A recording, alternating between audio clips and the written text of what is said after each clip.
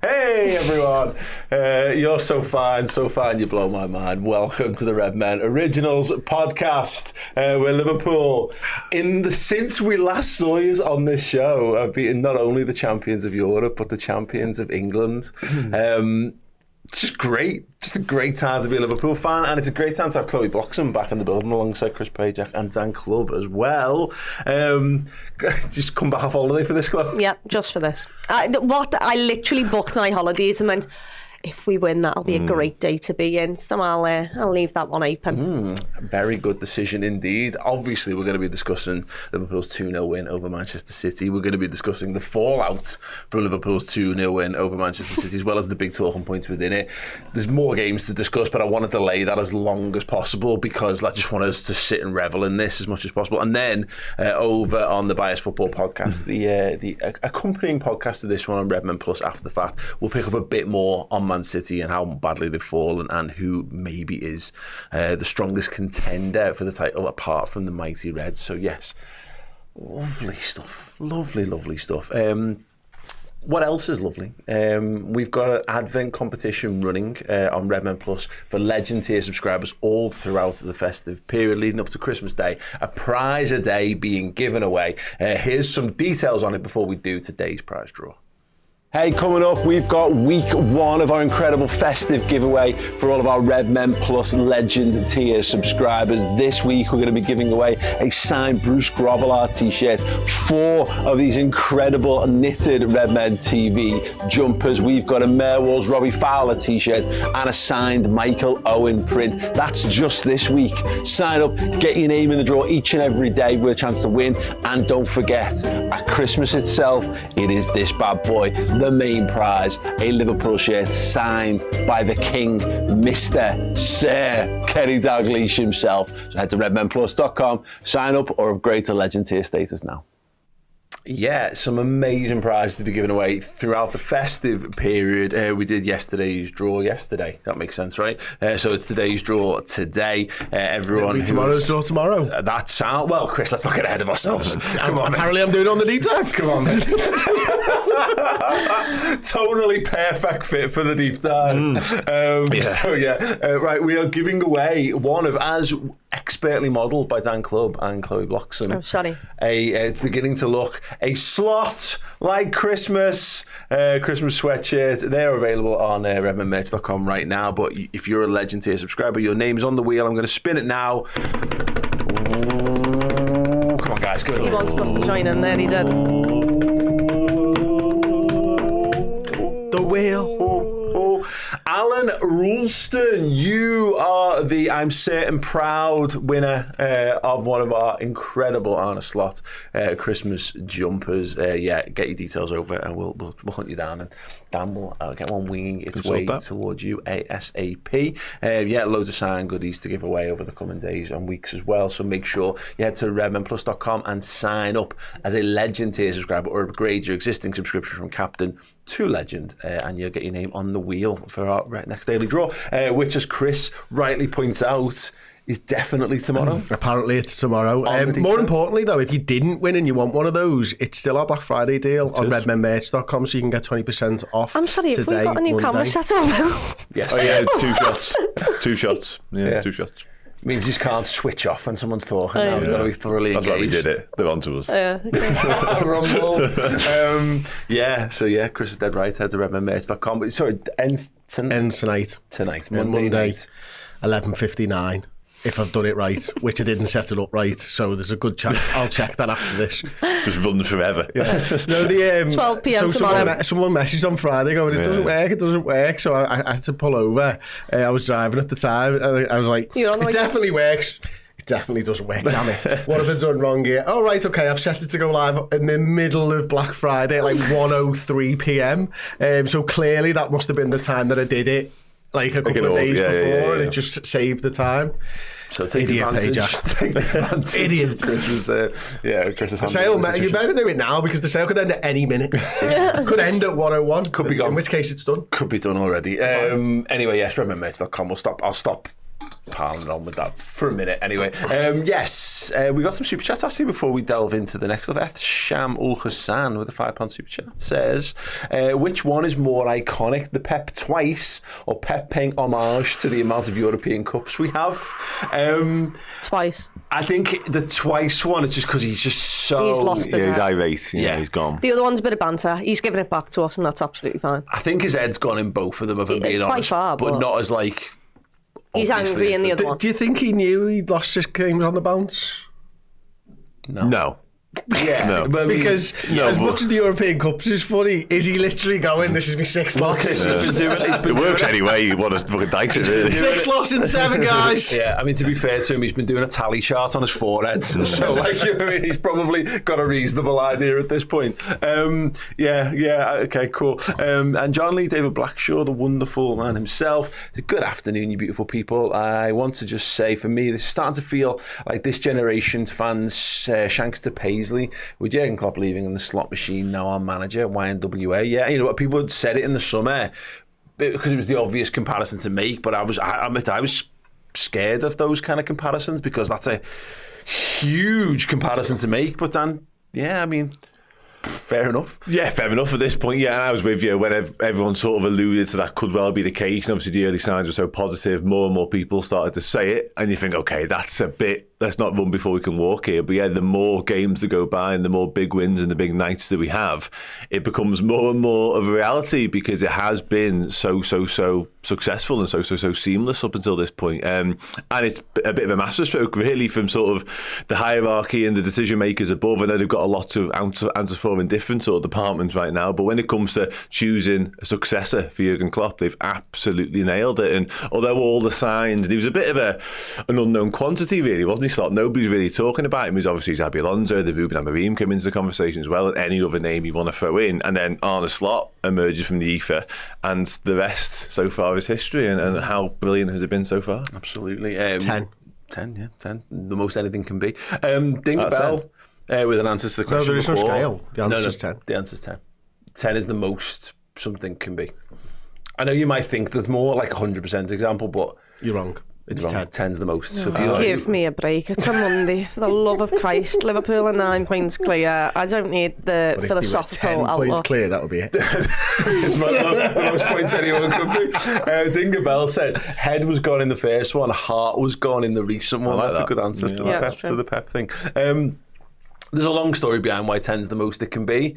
The short version is, I once asked a family member how much he wanted an accelerator pedal like the one in Knight Rider that's got lights up the side, that the further it goes down, the more the lights go up. And he just said 10. And it's basically... Oh, I see. Because could have said 100, could have said 3,000. I needed that Friday. Yeah. Needed that Friday night when we were trying to catch you two. It's been a fun all week. It has been. Right. Liverpool 2, Manchester City 0. What a week, Chris Pajak. The best of weeks. We were sat, but like we've been watching this building process with Liverpool, and I know the now probably slightly overdone joke about like, imagine if Liverpool play someone, you know, good at this point, because We're running out of league champions to beat it. yeah, absolutely. Bring on your league champions, bring them on by the score. No, it's right. But this was the one, even when the Champions League draw came out and the fixtures were all laid out, we looked ahead and went, what you don't want. This has been my hypothetical for about 5 years of like how you rotate squads. What do you do when you've got Real Madrid in midweek and Man City at the weekend? Beat them the both. answer is you beat them both. It was, and without conceding a goal as well. I mean, it's just absolutely ridiculous. And you know, the changes that were enforced, but he made Slot, I thought were absolutely excellent. I thought his changes in the game were excellent. I thought the way that we went about our business in both games was excellent. Specifically in the Manchester City one, you know, I've said it to everyone off camera, it was a game of two halves and we beat them in both of them. You know, there was a game where we decided we were going to go out there and we were going to leg Manchester City round and we were going to dominate them, and we did that. And in the second half we decided to play counter-attacking football and we beat them at that as well. We were just mustard across the board. Yeah, absolutely, without a doubt. And there's no way that you know, any of us would have predicted that we were going to be where we were going to be. Now, it's interesting, Cole, because for both of those matches last week, you were really nervous about Real Madrid, but I think we didn't go the game with you at the weekend, but you told us afterwards and saying you were much calmer by the time City rolled around. Don't believe a word of it. Don't believe a word of it. The only game she's not been nervous for, we didn't go with you. I wasn't nervous for it. I mean, I don't know why Real Madrid I was nervous for, and maybe it's just because it's a massive European clash. But Manchester City, I felt like I wanted to be quite nervous for it, but I just didn't have it in me. There's a funny comment that we've all missed. No. Carry on talking. It's a very YouTube joke. That's fine. It's fine. There's nothing wrong with the shirt on the back wall. Absolutely, it's your eyes that are wrong. Yeah, nothing wrong with that. Yeah, stop squinting. Anyway, back to the football. I don't know what it was with City, and then I remember for the first 20 minutes I kept turning around to Aaron and going, these are shite. And I just loved how bold we were. We decided to go man for man and went, we're just better than you in individuals all over the pitch, and we'll beat yous and win those battles. And yeah, it felt different, and it feels like I should have some sort of like relief, and I should be like, wow, what a really tough week. And then I look up and see Newcastle away and Everton away, and I'm like, it doesn't stop. So it's just a real ride right now, and I'm actually enjoying going the games and watching the Reds. I think what was interesting about this from the start of the game, Dan, they won the toss and they chose to make us attack the Kop end. It was the only thing they won all game long, but it was a proper Pyrrhic victory for me, because actually I think that team, whether it's Slot doing or not, is conditioned to attack the Kop like fuck. So actually, from minute one, they just went at it. And absolutely rabid dogs attacked Man City. He couldn't get out. It was like between 20 to 25 minutes before City got more than a handful of passes strung together. It was just sensational. Yeah, it was. It absolutely was, all of those things. And he did himself no favours by turning it around today, because as you said there, it was like we were preconditioned just to go from 1 to 100 instantly, and we just didn't give them a second to even think that they were going to have a foothold in that game of footy. Their heads are in the bin. And I spoke about sort of how sort of psychological brittle they look going into this game, obviously on the back of what happened against Feyenoord in midweek. And we sort of sensed that and capitalised on it and just overran them. You said it there, it was animalistic. That first 20 minutes, it was a bit of a throwback from Liverpool of just swarming teams, not letting them breathe, not letting them think, and I absolutely loved every second of it. The only downside from the opening 20-25 minutes is that the scoreline didn't reflect how brilliant we were. Like, we could have been out of sight. That game could have been put to bed inside 20. We could have all sat back, relaxed, and enjoyed the rest of the show. Got it right back. 20 minutes literally in. could have done whatever the fuck we wanted in that game, because we were so superior, so dominant. Their heads were frazzled, and they did not know what had hit them. And that was, again, whether it is down to obviously on the slot, whether it's by design going, these are in a bit of a mess here. If you don't let them be, the atmosphere certainly plays into it without a shadow of a doubt as well. But yeah, Liverpool for that opening 20 was as good as I've seen us all season long, in a very different manner than what we've been often. But my God, was it just boss. But isn't it so interesting that, like, Arne Slot came out and was talking about how he didn't really know how Manchester City were going to line up and all that type of stuff. He got it right. In his head, whatever he decided they were going to do is exactly what they did, because that's not only it's the best Liverpool have played all season, it's comfortably the best first half we've played all season, in probably the biggest game of the season for us, with the most riding on it, it felt like, as a fan and stuff. So he's had Pep in his head. He's thought what Pep was going to do.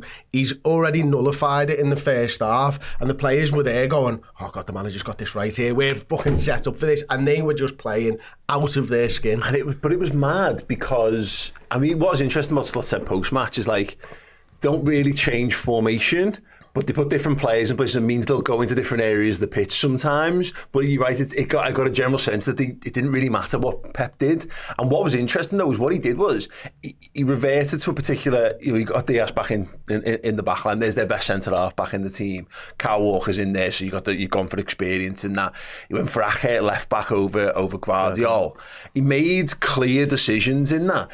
But it was the attacking ones that were baffling. So I can only think that maybe he was trying to make it in a very Jurgen Klopp almost way at times, make it a 45-minute or 30-minute game of football, Pep, and bring his big attacking guns on, see if he could, like, hold out against us and then bring this fresh impetus into the game, which it kind of did. But the way Liverpool set up, he chose that defence and they couldn't get out. You know, he basically elected not to play a number 6 effectively, because I know Gundogan, you go, well, Gundogan was 6. He wasn't. He played left mid. The deepest was Bernardo Silva, yeah. Exactly. Yeah. And he put him on him because he thought, a bit like Alexis McAllister does with us. Exactly. Technician. He'll be good in small spaces, and he'll help us get out, and Akanji will help us do that because he can shift into midfield when needs be. We just put between 4 and 5 men in a line in front of their defence, and they shit their pants completely. Yeah, they did, and it was a thoroughly absorbing, tactical, high-level football match in that first half of like the best tactics going head to head against each other, but at such a frantic pace that you wouldn't actually think was possible. Yeah. And that was the thing. Like I spent so long, I text you at half time, like watching Haaland's movement, because I've never really been in a position to just stand and watch Haaland's movement when they're attacking. It's fantastic. But Liverpool's players made it such that it was irrelevant how good his movement was, because there was never a pass on to him. There was always somebody blocking those things. And I just thought from the word go, Liverpool were on it. As Dan says, we could have been 3-0 up in the first 12 minutes maybe. Virgil van Dijk obviously hits the post and has another good opportunity. There was just so much from what Liverpool were doing, which was brilliant. And the biggest mistake I thought he made was playing Núñez out on the left-hand side, because he has actually had the energy that their midfield probably needed. And I know he's back and forth on Núñez a little bit over the last couple of weeks, hasn't he, where he's clearly not as technical as some of the other players, but he's got legs and none of your other midfielders have, so it might be an option for you. Yeah, no, 100%. It's the most obvious option. I think we did this last week, and we were talking about like what he could potentially do with this. Yeah, in fact, it was on the bias last week, and we were slaughtering Man City for about 45 minutes. That was an obvious answer. Didn't slaughter enough. Yeah, no, because there's so much more to cover, which is why we're doing it again this week. But yeah, the Núñez stuff put on the left hand side. Just the Haaland stuff's mad, because you're dead right. Because you text me, don't watch his movements in the second half, and I did for a bit, and then I realised it was pointless. It was like watching a different. I was like, the game's not happening there. The game's nowhere near it. He ended up a bit like that bit in Ace Ventura where he goes into the mental institution with the tutu on, and he's running around pretending to play American football on his own. He's doing all these mad runs and jumps and all this kind of stuff. But ultimately, no one's there to play with him. They're all playing checkers. No one's throwing the ball to him. You know what I mean? That's the long and short of what Haaland was. He was like, he was Morris dancing up front effectively while everyone else was playing footy. And yeah, they got it wrong. I mean, and Chris mentions Núñez club, but Rico Lewis on right mid, right wing. Is it Rico Lewis? Rico Henry? No, yes, Rico Lewis. I've been doing that for 3 years. Rico Henry's left back. Rico Lewis. Yeah, I got it right for the first time ever, and then I doubted myself. He's obviously a fine footballer, but this goes back to it. They had, and we saw it by the end. They had the players there to play, and he chose to put those lads in the team. Yeah, and I think, like what Pep does, I think it was also look at how many players I'm missing or don't have 90 minutes in their legs. And then everyone turns to the bench and goes, oh no, look, there they are. Yeah. Was that like, they have a cloak of invisibility over the bench or something? That's slightly what it felt like. But, Rico Lewis is a really good young footballer, and in the first half Liverpool were just dominating us, and we won the ball too high up the pitch that the left mids and right mids weren't even involved in the game for City. They had no out ball, like you mentioned there. Haaland, it was mad because I didn't know why they'd put him on Virgil.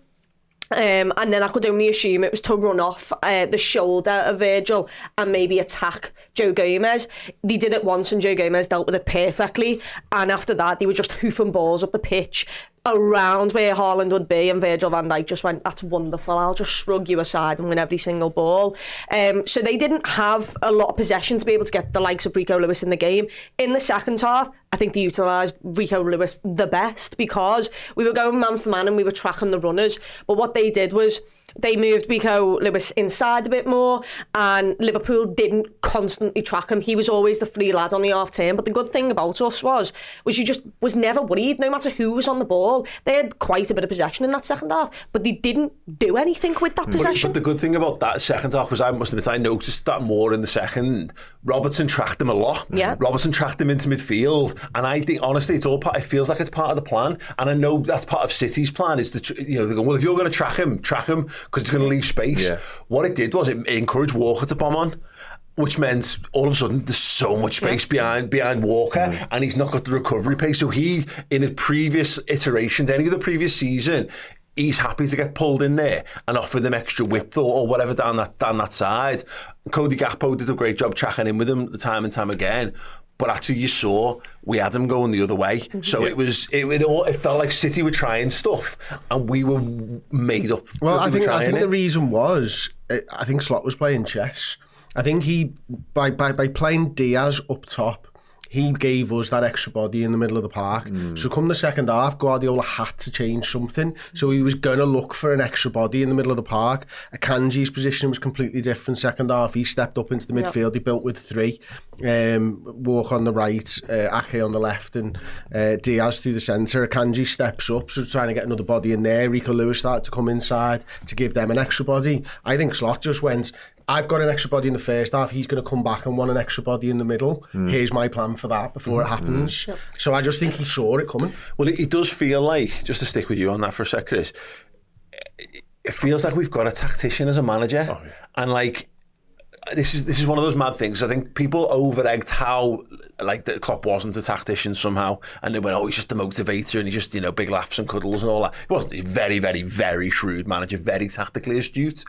But when things happen, you can watch Slot and you can see him go, and he'll run over and he's the one who can go and consult and then go and do it. Oftentimes it just feels like he's actually the one, bit like Benitez, like he's orchestrating stuff from the sideline. It actually goes into one of our super chat, which is he had to pull Robertson over. He spoke to Robertson at one point, Robertson over at a corner for Liverpool. Yeah. And Trent, I think it was Trent who was taking the corner at the time, saw that Slot was talking to Robertson and waited until their conversation had ended, and Robert went back into the centre circle. Yeah, that was just amazing. I mean, we had the comment that kind of backs that up there from Robin Hood, says Slot has now outthought and beaten Pep, Carlo, Unai, Zabi and Ten Hag, all without conceding a goal. Aggregate score is 13. I feel like we've tried to pad that to get it to 13, but yeah, so good. You could probably take Unai out this season as well, to be fair. Yeah, absolutely. That's incredible. Just, very, very, very good indeed. Dan, it was such a joy to watch Liverpool in that opening spell. An absolute joy to watch. You knew the goal was coming. In some regards, it was quite funny when it did come, because it was almost the most underwhelming of the attacks we'd had up to that point. The ball's great. The pass is a joke. The pass is brilliant. Trent's pass. Both of them. That's what I mean. And that goal doesn't happen about that pass, does it? And it's funny because we all spent sort of the ensuing days extolling the virtues of Conor Bradley. And rightfully so after midweek, by the way, because he was exceptional. I'm not going to start talking down on the lad for that reason. But then Trent comes back in and you go, there's levels to this. You know what I mean? And listen, again, Conor Bradley is a wonderful footballer and I adore him and I'm so glad he plays for his football club. But I do find it funny how we all go, well, Conor Bradley can do it. Let's just go with Conor. And then, fucking hell, he's boss, isn't he? Because he did one just before it as well. The second one's an absolute farce. Where Ake gets back and the swerve on that pass is an absolute joke. The thing is, that's a right back, and that wins your games of football because that allows us to score the first goal, of course. And it's one thing saying your right back will win your game of football single-handedly, which Trent has the ability to do, but not many players in world football, you can't in one hand, can produce those two passes. And we own one of them. Joe Gomez did as well, by the way. It's not the second one, mate. It was such a good pass, right? I thought it was Trent, and then I had to double take. I was like, do you know it wasn't Trent? It was Joe. Robbo's pass a bit later on to Gakpo was fucking ridiculous. That deserved an assist. But on the goal, sheer quality. But it was coming, as you said there. It could have come in a whole number of ways, but the actual execution of that one, even Gakpo arriving at the back post, he's making a nice habit of that, isn't he? But Salah to spot him and to pick him out, brilliant. Sincere apologies to headphones wearers there, by the way. Can I just say something that I did enjoy, that Liverpool don't score enough from corners, and we didn't score from the corner. But my God, every single corner, like when you build in pressure and then corner comes in and you hit the first man or something, and then it's groans and you kind of lose the little bit of atmosphere and the pressure. It wasn't that, because it just felt like every single corner that was going into the box we were going to do something with. I think Trent misses one time we don't get the header first, comes to the edge of the box and Trent just puts it past the post cop end, and you just felt like even second half, the one where Virgil flicks it on, it just goes over the top of the bar. Like everyone, when the corners were coming, was like, we don't do enough from this. Brilliant as well, by the way. If you think about The one where Trent hits where Van Dijk hits the post, that's the short corner, isn't it, to Szoboszlai? Yeah. Right. The other one that he just misses wide to the bottom right, that's the centre of the goal. And the one where he flicks it over the top in the second half is at the front. Yeah. So he's attacked the back, the front and the centre. So these are all planned. Again, comes back to your point about having a tactician as a manager and all that type of stuff. These are 3 different attacking situations for Virgil van Dijk in one game where he's in a completely different area of the field, but the ball's perfect. Yeah, no, sensational stuff. And you're right, we mixed it up. We mixed up the corner takers, which is a thing. We've been doing a lot. I think you pointed this out, like a lot of in-swingers.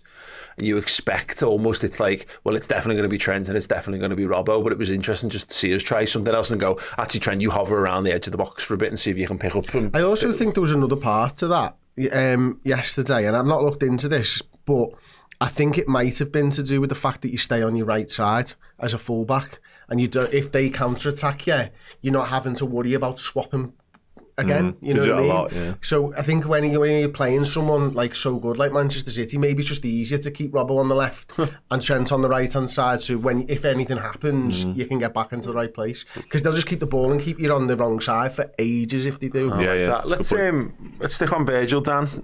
Please. I mean, he should have had a hat-trick, but other than that, I mean, it seems like it was the only thing he could have done to get a man of the match. It was mad. I rewatched the second half this morning, and Gary Neville's going on about he's going to give him man of the match, and then it ends up being Salah. He was perfect. This is the level of performance. I mean, Virgil, Salah was great. I'm sure we'll come on to him, but yeah, Virgil van Dijk, and effortless, but also still he flexes, and he's been doing that all season long, whereas he just has his moments where he doesn't do the same thing over and over again. He's not like, he's never too casual, apart from his Cruyff turn later on, which again we'll come to. When he needs to go and engage, he goes and engage. When he needs to put the afterburners on, he puts the afterburners on. If he wants to show that he's stronger than you, he will. If he has to tower above you with a header, he will. And there was even a moment when he went on a Joel Matip-esque run through their team and played a through ball as well. It was a complete centre-half performance, barring a goal from a header. Yeah, that was all that was missing, wasn't it, really? And he should have had at least one, probably two, to be honest with you. I know from the second one he sort of got up, sort of shouting into the heavens for how, because it was a free header and the delivery was perfect, and he essentially, certainly for somebody who has quality in the air, had the goal at his mercy, and he got great contact on it as well. He will wonder how that didn't go in. But no, he was sublime. It was a Rolls-Royce defensive performance. The moment where they do sort of look to release Erling Haaland off the shoulder and behind, he just consummately deals with it. He just brings it down, plucks it from thin air seemingly, and doesn't even worry about Erling Haaland's presence. Just a joy to watch. That's a funny moment, because in real time I did not bat an eyelid at that ball being played, because I watched Virgil van Dijk run in, but watching it back, I went, because the commentary goes, it's like the commentary ramps it up, so, it's a ball, and this is Haaland, and before he's even basically finished saying his name, Van Dijk's beat him to the ball, knocked the ball away, and we're already heading back towards their goal. Yeah, no, there's a lot of that yesterday. He just did everything with absolute ease, it felt like, time and time again. The only brain fade he did have was Kieran Keller. Won't thank him for him. Saying that, I kept Keller busy. I know Van Dijk post-game said needed to give the keeper something to do, didn't we? Was that moment? Yeah, he did. Maybe it was that. He looked cold when he saved it as well. But no, yeah, Virgil just imperious yesterday. Real sort of captain's performance, and somebody who seems to be enjoying the ride just as much as the rest of us. Really, he's reveling in how good we are right now, and yeah, it's a long way that continue. Yeah, without a doubt. I thought the atmosphere, Chloe, was absolutely first rate, with the exception of a little spell in the first half when we were 1-0 up. It was around that 20-25 minute mark when they got on the ball a little bit more, and I think maybe the fear gripped us for a bit, and it wasn't that it went dead silent, it was just the whistles stopped being quite as so, and boos started being quite so quick to come, then the songs dipped off a little bit, and I think that, you realise that we're doing so well, and that's I think we've still got to overcome that a little bit, which is probably no bad thing, because when it then we then need an inciting incident, and when it comes, it goes, it explodes again. But yeah, by and large, I thought the atmosphere was sensational. Yeah, it was, and I think you need to remember in that first half that they're doing everything to try and slow this game down. So they go down and they spend, there's Phil Foden goes down, I think Nathan Ake goes down, a couple of others go down, and you can just tell that they're trying to take the sting out of the game and the atmosphere, because they are on the ropes. Liverpool had them on the ropes, and in those situations, you do what City do. You try and take this thing out of the game. You try and calm everyone down. Maybe give time to give Pep to let give instructions maybe to his team or whatever. So there was instances like that. No, they didn't. There was moments like that, but I thought the atmosphere was brilliant. And you've also got to take into consideration it is still Manchester City. They still have an incredible side, an incredible team, and a great manager. So there are things to worry about. And when you go ahead, you've got something to lose. At 0-0, you've got something to fight for. Yeah. 1-0, you've got something to lose. What I thought was the best version of Anfield was actually second half, when they had a lot of the ball. The first 15 minutes of that game, it gets to around 50-55 minutes, and Anfield goes, we need to help them out here. Right, you know what? When we played in the Carabao Cup final last year and the lads, the youngsters needed help, what did we do? We sang Allay, Allay, Allay. And I stood on that cop, and Allay, Allay, Allay started, and it took me back to Wembley. Yeah. And it was us just saying, let's get behind them because they need us. And we got behind them. We start singing for about 3 minutes. They're having the ball goes out and it comes back to us, and it ramps up a little bit. They get the ball back, but because we've ramped it up, all of a sudden Bernardo Silva is passing Mo Salah a ball and we're through in on goal, and he should kill the game off. Yeah. And that is all down to the atmosphere, because they had a lot of the ball and there was a little bit of booing. But then when Anfield realised, we need to do something here, we got under their skin they crapped themselves. It was a sense of relaxation and fun, actually. I thought as much as that, because, again, they started that second half out really strongly. And it was telling, because I spent most of the first half in the Kop watching Man City playing the ball around their defence and then being a bit shaky with it. And then the second half started, and it was exactly the same thing, except it was lads in reds panicking a little at the back. Like, Keller plays one to Gomez, gets caught out. We get lucky to get a goal kick off that one. But it's like, once you get out once, you go, right, this is all right, because we're handling this, but we're still more than capable of causing them problems. And it was like everyone in the crowd just went, all right, sound, go on. And I agree, that the best renditions of Allay that I've heard in a couple of years at Anfield. It was, four sides of the ground, and because on of their feet, by the way. Yeah. You saw side by Sir Kenny stood up, then the Annie Road. You saw the scarves in the main stand was incredible, and it just takes one part. And this is what I mean. It shouldn't just be on the Kop. You listen to the Kop, you feed off the Kop, you join in with it, and we created a Salah moment, which he should bury the game off. By the way, like that moment comes from Bernardo Silva crapping himself, because that entire stadium gave you no way that you can deal with the pressure. Can't think straight, can they, by that point? That bit in the first half, though, Chris, we talked about this a lot, about how Liverpool press and how you're not sure whether it's working until there's some key signs. And the one for me, and I haven't really ever seen this happen with Man City, was Bernardo Silva got past the ball and he sprinted across the 18-yard box right to left, because he couldn't do anything with it. And it was the most like panicked, and I was like, I have to do something he's making this up as he goes here. And that is wonderful, because nobody else knows what he's going to do. All you've got to do with Pep is keep passing the ball. That's all he wants. He doesn't want people running across the box with the ball at his feet, does he? So Liverpool, the way that they did it, and the way that they weren't drawn into pressing the goalkeeper, the way that they were able to just take a step back and go, no. We're winning this, and we're winning it by just standing on the edge of the penalty area. We don't need to get drawn in. And actually, I thought the best part of it all was the fact that the Kop really wanted them, and everyone really wanted them to give it their all.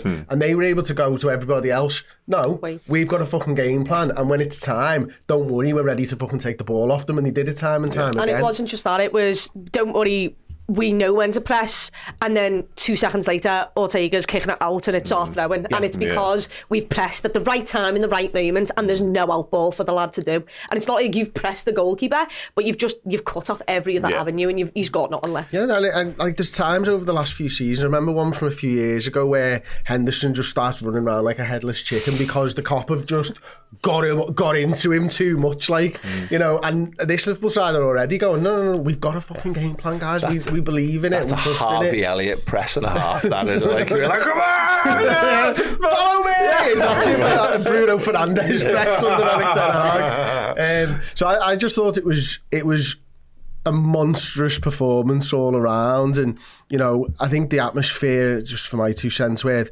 like the Annie Road lower doesn't sit down anyway. It hasn't sat down all season, and I actually didn't feel the lull in the first half like you did, because we didn't stop singing throughout. We're just not as loud because there's half a thing of Manchester City fans there as well.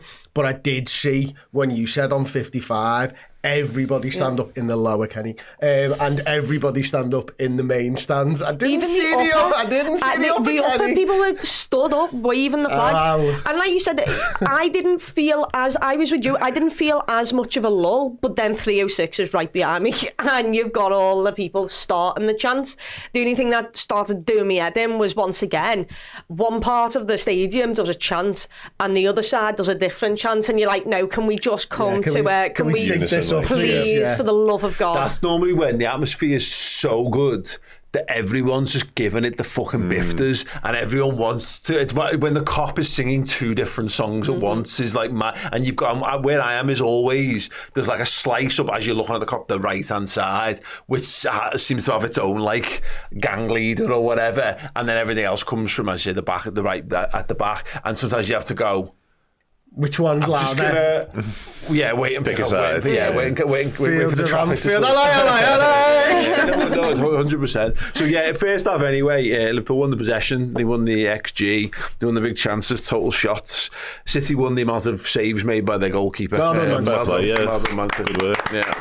Good How many saves? 3 goalkeeper saves in the first half, 2-0 from Liverpool. That'd have been too good. Liverpool won the corners, won the amount of passes. City had more tackles, more free kicks. And City had more yellow cards, so well done to them. Second half, should have had more. Should have had more. Mo Salah still gets given absolutely nothing in this league, and that might also the lull. It was Mo Salah clearly gets fouled about 3 times in a row, and not one of them is given. But fascinating in terms of XG, 1.7 to 0.13 in the first half. Second half, 1.87 to 0.71. And City have more of it. They've got much more possession in the second half, because it's what you were talking about before about the game of 2 halves. And it's interesting because some of this is City getting their act together in the second half.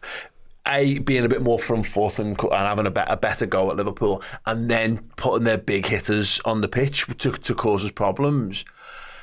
But also, there is a little bit of it where Liverpool are more than happy to trust their defence and play on the counter-attack as well. Yeah, and rightfully so. I mean, Dan talked about Virgil van Dijk and his performance. I thought Joe Gomez was like next level as well. From the word go, he just seemed on it. Like, Haaland was making runs and Joe was covering off, and there was no pass incoming or even looking likely. And his passing was next level. I mean, it was just the perfect performance. And in that second half, we just went, sound okay, no problem. We're not going to be able to go maybe the full 90 the way that we did the first half. I think that's a pragmatic way as a coach to look at and go, you can't do that for another 90 minutes. We played midweek there, and we've been playing 2 games a week for a while now, so we're going to have to come up with a different game plan. And our game plan this time was go on, try and hurt us. And they didn't really hurt us too much, to be honest with you. We just held them at arm's length and went, you know what, we're happy keeping it on the counter, because the best chances still fell to us in that second half. I'd like to know how much of that XG is just Kevin De Bruyne's little one-on-one. It's probably be quite low, that, I would say. No, it's not. It's about half of it. It was... let me find out. What else was it? Rico Lewis. That's first half. Shot in the first half, wasn't it? It's 0.36, so that's just shy of half of it. Is Kevin De Bruyne's effort on goal. Yeah, I struggle to remember anything else. They had a couple of shots, maybe just A inside the area. long-range shot as well. They had at one I point. think one of them might have come off Haaland's foot for the deflection that just goes to it was. Kelleher, and that might be that might be their biggest chance. 0.12. So yeah, you know, it's, and actually the XG on target is like that's actually a better effort because of where it ends in the goal. But well, yeah, kind of whatever.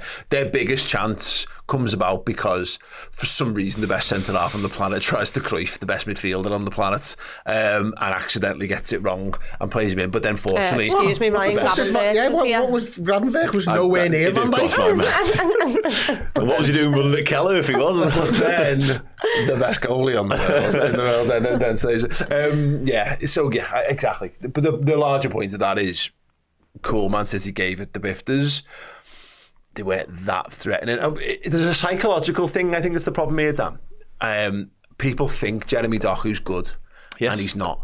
He's very good at football. He's a very good footballer. He's going to be, I bet he'd be a great panna player. He'd be a great futsal player. Yeah.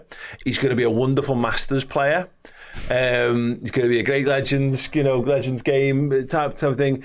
He's fascinating. He is exciting to watch, but he doesn't score goals and he doesn't get assists. So there was that one time when he rolled Trent, the one time that anyone got the better of Trent in the whole game, just before he got subbed off. And what? Because ultimately he can't pick a pass out. So cool. Savinho was meant to be this dribbly superstar. I think he got the ball twice on the edge of our penalty area and basically did nothing with it. Cool. No, it didn't really sort of amount to anything, did it? It was obviously that was his go-to sort of play. Pep Guardiola, he was going to bring them on, try and get a bit more attacking impetus, try and get them to make something happen. But no, I agree with you on both fronts, really. Certainly when it comes to Jeremy Doku, his numbers are atrocious, and it's clear to see why, based on what we've seen yesterday. He could beat a man, clearly as evidence yesterday, beat Trent once or twice, but I thought Trent actually handled him brilliantly whilst Trent was on the pitch. And Trent was blowing by them, by the way. Of course, he didn't have 90 minutes in him, there's no two ways about that. But yeah, I think Jeremy Doku will be boss on like Showboat back in the day on Soccer AM, and he'd be great at that. But outside of that, and actually playing top-level football, he doesn't seem to have many answers. Yeah, he's very skillful. Jesus Christ. But no, listen, I agree with what Chris said in the sentiment. They won a Premier League last year, that lad. Yeah, but so what? I'm sorry. So does Scott Carson. You have to say he's won a Premier League in defence. It's what you can't say. And what you can't say is like what you should be saying about a good footballer. Did he not like the Euros? But Erling Haaland won the league. No, people go, Erling Haaland scored loads of goals. Scores loads and loads of goals. I get what you said. I think TikTok footballer might be a bit low. Nah. 3-1. Next. Yeah. Anyway, to the point, I mean, he changed his stat, but the only player who started that game for Man City who had a Premier League goal that season was Haaland, and Doku changed that by coming onto the pitch. Bear in mind, I think he's got 2. Prolific. Yeah. I don't remember them like. No. Chris. Yeah, so I wanted to talk about the chances thing. So this is on Understat area, and you can see it, and it's called chances. And it's on Paul's computer, yeah, nice one. Liverpool have a 96% chance of winning that game. Now, I actually didn't understand what chances was. And basically they run the simulations of the XG. Okay. And so 96% of the time, in roughly 10,000 simulations, Liverpool win that game of football. Based on the XG. Based on the XG. There's a 3% chance for a draw and a 1% chance for a Manchester City win. For anyone who thought we were really under the cosh second half. But it's again, the psychology of football's mad. Because, and we had this the other week, was at Southampton, where we were saying like they created like 0.0 something, 0.05 wasn't it, of XG after they scored their second goal. And we felt that this game was on a bit more of a knife edge, because it's a live situation and you worry that anything can happen. And Jeremy Doku is a threatening football. He really, honestly, he is. Yeah, so is Adama Traore, of course, but equally no own product. But so you do, your emotions are tied up in the football match. But I think that's really, really interesting, because we do our own heads in a lot of the time. There was one moment, or 2-3 moments actually, when they were pressing us, where there were fellas around me going, just clear it, get it clear. And we just played like 3 passes and got out. And I laugh my head off when that stuff like that happens, because honestly, that's why you should never listen to fans during football matches, because we're either telling lads who could never score to shoot, or we're telling lads who are really gifted footballers to do really stupidly simple things. Sometimes you've just got to let them do the stuff. Was anyone nervous? Because I didn't feel nervous at all. I was. Whilst it's 1-0, only because that Manchester City team, for all their problems right now, still contain a host of world-class footballers. Did you just call them Manchester City team? Possibly. Following in Arnold's footsteps there. The next evolution. But yeah, because the muscle memory that they possess and the quality they possess can just hurt you. Anyway, whilst it was 1-0, although I agree we're totally in control and I quite enjoyed the beauty of the performance was the difference between us first and second half. I love that. I was still nervous City. because I've spent 2 seasons telling everyone that Jeremy Doku shit every time he plays never know. against us. I have a little this might be the game, but no, because he's rubbish. I just didn't. I totally got they had loads of possession, but I was really happy with where they had the possession. Oh yeah. Like I didn't. No. Do you know what was opposite? And I can tell you the exact reason why. They were attacking the cop end and I couldn't see how close it all was. Okay, yeah. So I was very nervous. It's just like they've got a lot of the ball on the edge of our penalty area. What's happening over here? Oh my days. Do you know the moment that really sort of spelled out to me that their heads were in absolute shambles? And it was in the first half actually. They had a free kick and it's like their first actual potential moment of threat in the entire game up until this point. And it's sort of in our half. They've loaded the box or in and around the box anyway. And they go short with it, making a complete mess of it, and end up back at the keeper. And I was like, they're a disgrace here. They are not with it at all. That I told about before. It took them. We were having some debate on text. I thought it was around the 25-minute mark. I think you said it was around the 22-ish minute mark where they had this meaningful possession for the first time. And by that, what it was they didn't just play around the back and then play around the back a bit some more. They got out. They got into our half. They got into our half. Realised they could do nothing with it, and it ended up back in defence. But that was the best thing they'd done for that entire spell of the football match up to that, was actually have a little foray into our half, scout it out a bit, realise it wasn't it's for there, them. lads, it's there. Their half is there. It's not just shrouded. It's like an agoraphobic opening the front door, then going back to bed and go, oh, I've seen it, I know it's there. Tomorrow the doorstep. Alisson's not in goal here. Keller was up there. Here's our fans.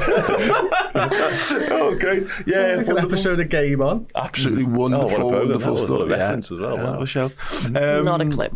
Yeah, but yeah, I thought it was interesting because, listen, no Rodri, no Kovacic as well, which is really, really telling. And so people could go, the injuries. Fine. I don't want to be too churlish over this because, look, I'm already hearing talking about collapses and stuff, and there's been a lot of reference this last couple of days to our title defence and how Liverpool had this lead at Christmas and then it all fell apart, and people are now removing the context from it. Hopefully, in the fullness of time, people will remove the Man City context of how many injuries. But equally, I saw them bring on Doku, Savinho, Kevin De Bruyne and Jack Grealish. You know, there's... That's what he's talking about though, isn't it? He hasn't got options. It's pathetic. Exactly. Jack Grealish and Doku are pathetic. You're absolutely right. £150 million worth of footballers there? At least 170, isn't it? Was he 70, I think Doku? Doku was 77 and Grealish is 100. I think I may have just made that up. They do say that 16.7% of stats are made up on the spot. Yes, that's a classic. That's all I love it. I'm going to find out on Doku. But anyone knows how much they spent for Doku? I had 50 in my head, but I've got more like 50 in my head. He's a Gemini, apparently. They were really pushing that. Can we just show them how much they were pushing that he's a Gemini? That is the top search result for Man City. Oh, it says Man City. I did put Man City signed Doku. Okay. He's a fucking myth. Oh, actually, to be fair, I put Man City soon Doku because I misspelled it. But yeah. Anyway, £55.5 million they spent for him. But either way, that was probably the best. Well, including what they paid for De Bruyne, there's in excess of £200 million worth of. I saw it was the Athletic said last night that there's some. I know it was. I tell you, it was. Andrew Beasley said it on Tompkins Times. Their starting 11, the value of their starting 11, still more than any other Premier League team. You know, the team that any other Premier League team put out. Well, so, and that, by the way, is without half of their defenders, who they spent 50 million a pop on over there. Yeah, and the other lad they brought through the academy playing. Yeah. Well, yeah, he's right. You know, so that, again, I get it, but this goes back to this thing again. It's a bit like that again when they lost Company, they lose Company, they let him go, and then Laporte got injured and they went, well, we don't have Laporte or Company. It's like, yeah, but only half of that is really something. You had the decision. Oh, but they did have Ederson playing, Paul. I mean, he chose not to play the second best goalie in the world. So good one. Courtois doesn't play for them. Yeah. I know, yeah. No Kelleher. Yeah, actually, yeah, you're right. No Vitislav, yeah, that's what you're talking about. Yeah, God, yeah. Josh Philly. Got a 100% save record, by the way, in the Premier League, Alex. Yeah. It was really good though, because we did obviously the protest outside, and there was City fans there joined, and the movement was much more important than the game of football until the game of football kicked off, and then that was very much more important. And I was speaking to them, and I was like, so what's with like Ortega? Like, I think he's really good, and actually he won a league title last year. But like, what is with that? Is that because Ederson's got a mistake in them? And he was like, yeah, he just loses his head. He's mental. And then approximately 75 minutes later, Ortega's ran out at Luis Diaz and just took him down for a penalty. And I was like, no, actually, maybe you just lose your head at Anfield, people. Yeah, including the manager. But just go back to that the injuries thing. Like, yeah, Rodri's out. I get it, irreplaceable, and this is the problem. Sometimes with having world-class footballers, the limited problem of that sort of situation is what does your understudy look like? They let Calvin Phillips go. No, and I'm not saying he would have made a significant difference in that, but the point is... No, but that was 50 million. But he was the understudy, and they've opted to bring back Gundogan as his understudy. That's what they've opted to do. They made that decision in the summer. Man City, who have got record revenues, by the way, apparently, made that decision, and this is coming back to haunt them. But they've got all those other footballers. I mean, they played Bernardo Silva at DM, and played Mateus Nunes, you mentioned left wing, who's a centre midfielder. Who also cost 50 million. Yeah, Mateus Nunes would be playing, if Liverpool had signed him, he'd be playing centre mid for us. Yeah, that's Do you remember when he went to them and a load of people were fuming, and I was like, nah, not for me. Like, because we were rumoured with him, weren't we? And obviously he went there, and he's not favoured either. The only reason he's playing is because Pep doesn't have any other choices to go with there. Because he couldn't play Grealish. He was just trying to overguard the midfield, wasn't he? Get as many centre midfielders as he could on the pitch. But I also just reckon he went into that thinking, let me just put out this team and everyone's going to go, but they're without Doku, without this, without that. And I think that was also a big point of it. Maybe. I was quite surprised by how sort of normal his team was, to be honest. I thought he would try something really scandalous, like really pep it, like... But he kind of did when you see Silva playing in the six. Well, exactly. But that was the thing. We looked at the team. We were talking about the team when it came out on the drive-in and go, oh, this is a quite good team. But actually, if he'd played... like Foden off the right and Mateus Nunes off the left, and he'd put Rico was in a double pivot alongside Gundogan, and then you'd had Bernardo Silva in the 10, or Foden in the 10 and Bernardo Silva off the right, then that is a really good, strong Manchester City side. But can I just say though, as great as it is to talk about how shit Manchester City are, how boss were we were the better side, and we were the reason that they looked shit yesterday, because that was their best performance in fucking 4 weeks, and we still walked out with the victory and then not scoring. They couldn't live with us. Too aggressive that first half. No chance. Now they've had off games in this run. They didn't. I don't think they had an off game against us. I think their players played better against us than at any other point during this run. Yeah, no, that's a really interesting point, and I think, as you're right, it's now being settled into the drinking the Kool-Aid of, it's all goosed and it's all ruined, and now we're not a good team anymore, and blah blah blah. They will, because it's like, I think that's the fans, because ultimately the fans have still got the older long-term Man City fans who've lived experience of them being crap will remember what it feels like. It's fascinating seeing how their players are reacting to it, though. I mean, I would give anything to know what Trent said to Haaland the full time. If he didn't stay humble to him, because there's a little clip and it's not really covered on the footage. It's just before Haaland gives Salah a hug. He's talking to Trent and he walks away with a face like thunder, and Trent is roaring with laughter. And I would, and then you got Ruben Dias's post-match interview with Jan Arge Fjordhoff, which is... I think, so good. He's being asked questions about this game of football and how, like, the 6 previous losses, and he's just like, I'll focus on Nottingham Forest.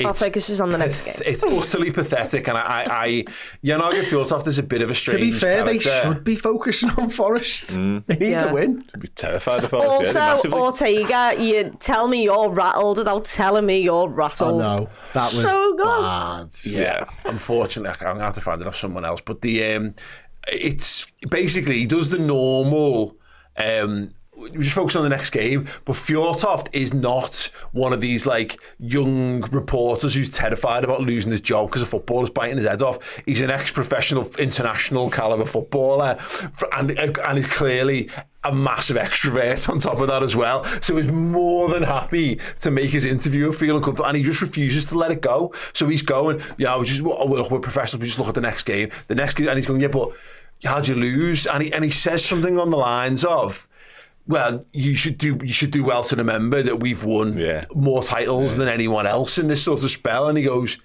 basically, and I'm paraphrasing, but yeah, mate, is right. But because of that, I'm kind of wanting to know what are you thinking and what are you talking about. If you're that good, why are you losing games? And it's like, oh, yeah, like a Fjortoft, you genuine legend. Believe it or not, the answer was to that.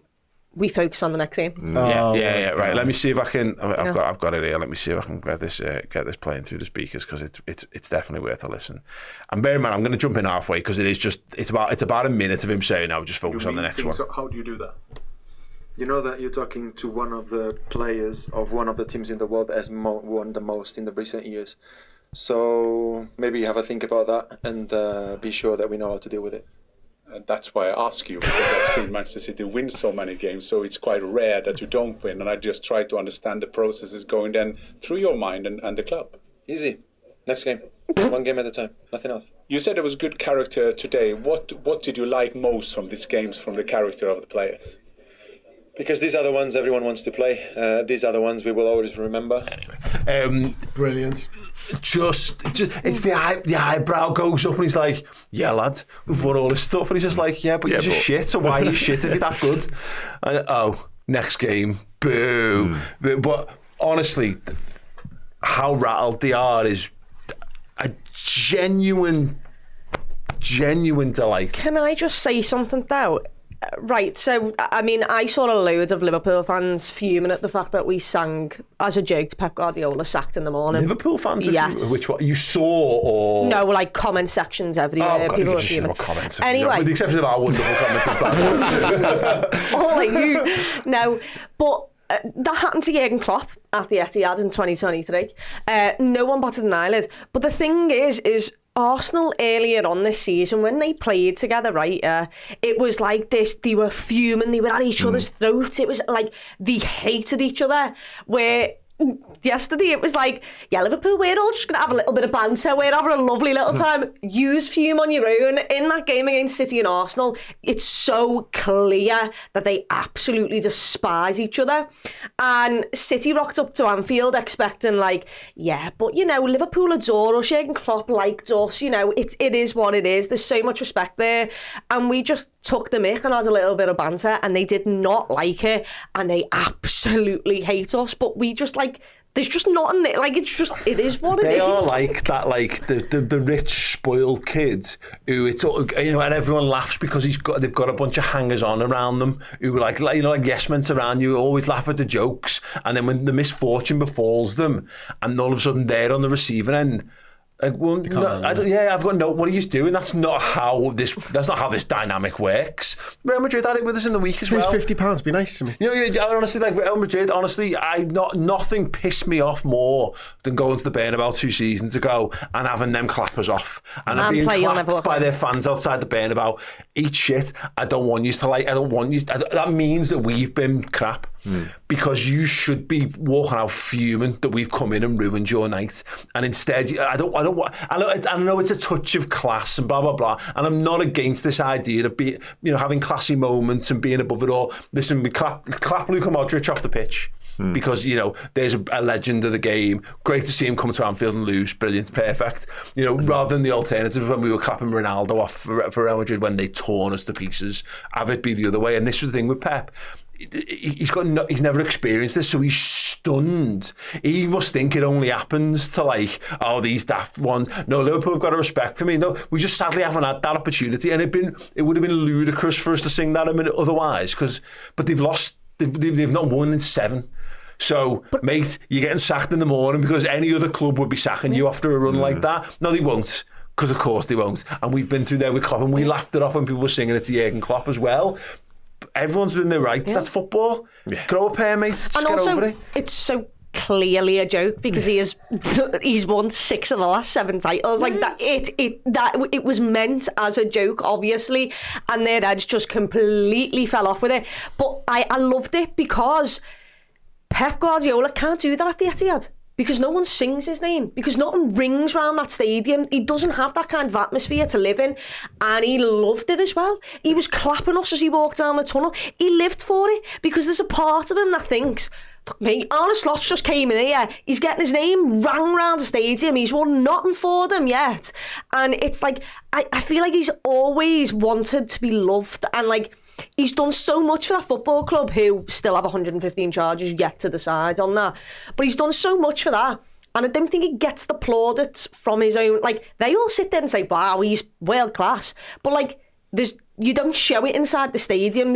He doesn't have as many moments there where he's rocked up to Anfield and we've took the mick out of you. And he's like, actually, no, like, I can give it back here because I want this. Like, I don't get to do this often, and I think he secretly loved it, and I think he secretly wanted. He wants to be a part of it. That's why he clapped all 4 sides of the ground, because he recognises, and don't make no bones about it. He'll mention this in the press conference because he doesn't let things slide, Guardiola. This will come back very soon about the crowd at the Etihad and how they need to step up. And it wouldn't even surprise me if he name-checked like Anfield. Yeah. You know what I mean? Because it's all, I know, but it's all part of something with him. He's always been like this, hasn't he? Yeah. You said straight away in the car last night when the Ortega thing come out, you were like, I bet Pep's mentions about the fucking bus thing straight away, because that's the type of person that he fucking is. Well, that's the thing about about Pep. I'm not against him reacting, but also at the same time, he's reacted, but then he's doubled down on it. Me and Chris always refer to a French teacher we once had who I was trying to command the classroom, and he always wants to be respected, and he'd shout at you and he'd try and create this like air over the class. He was trying to teach a lesson, he tripped over the leg of the desk, and instead of going laughing at himself, he doubled down and pretended he'd done it on purpose, like he was going to be this big cat. Let's have blah, blah, blah. And it's like, mate, you've made an absolute biff of yourself, just fucking own it and let's move on. Pep Guardiola can't now be that guy. You're not Jose Mourinho, mate. This idea of you holding things up to the crowd. He then goes and does it to their fans. Everyone knows how many titles you've won, you dickhead. I actually didn't.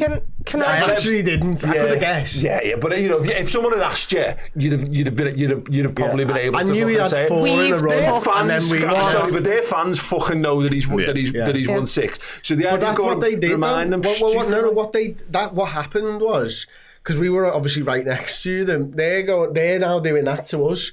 He's actually let them out as lambs to slaughter, because that's when the fucking everyone else just went like that. And also, can I just say something?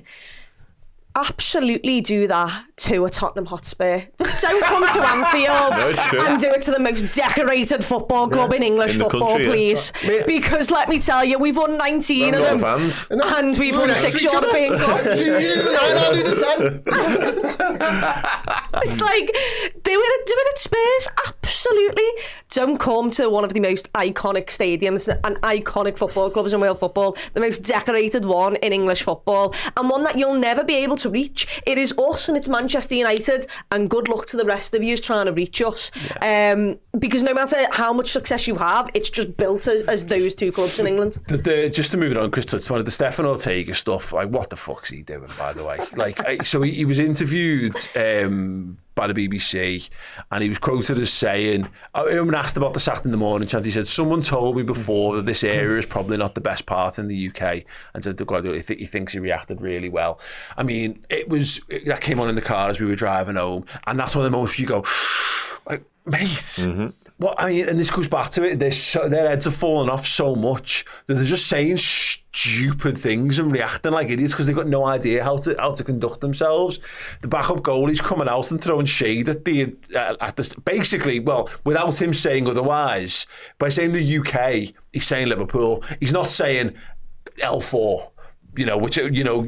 I took it as Liverpool. I agree. Of course, and again, it comes back to who's saying that to him. It wouldn't shock me if Pep Guardiola's reminded them that their fans throw bottles at your coach and all that kind of stuff, and like he's going their heads. They're just weird. And they're a weird football team. They've got weird players, and it makes their fans more weird off the back of it. So you're like, they're going to be doubling down on this 6 thing now. Because instead of just going, I'm sorry, I tripped over my desk, let's have a laugh at it and move on with the lesson like we should do, it's going to become a weird thing. And it's just something to laugh at them for. Because it comes about, because Pep Guardiola should have been comfortable in himself enough to just give it the right smile and crack on with what you're doing. Don't give it back to, because you're not that guy. That is not who you are. You're not Jose Mourinho, mate, wandering. And also the other thing is, like, look, in a couple of years' time, if Pep's still there, they beat us. You know, he's mentioning that again, and that's just how it goes. Like, that is what banter is. So, like, use it. I mean, once again, I just don't get why you do it to a team that's not won as much as this football club. Not used to losing, are they, ultimately? Just to be clear as well, by the way, just before we wrap up this section, Liverpool won that game without Alisson, Konate, Tsimikas, Bradley, Jota and Chiesa. And, you know, I'll put Chiesa in brackets if you want. But, you know, Conor Bradley started right back against Real Madrid and was one of the best players on the pitch in midweek. Costa Tsimikas has been in rotation with Andy Robertson. And who was excellent. Who was excellent, by the way. But to the point, he would have either started against Real Madrid or he'd have started this game, Tsimikas, if he was fit. Trent wouldn't have started, I don't think. Trent might not have started at this game. He was excellent. Alisson, he was excellent. Alisson is the first choice goalie, as much as, you know, Keller has been brilliant to finally get his name sung as well, also excellent. But Alisson would have started that game. This is not Rodri. This is like this is much more than just having Rodri out for your team and Kovacic. So yeah, and Liverpool are top of the leagues so far. Okay. Short break from us. When we return, we're going to look ahead to some of the excitement and stress to come this week.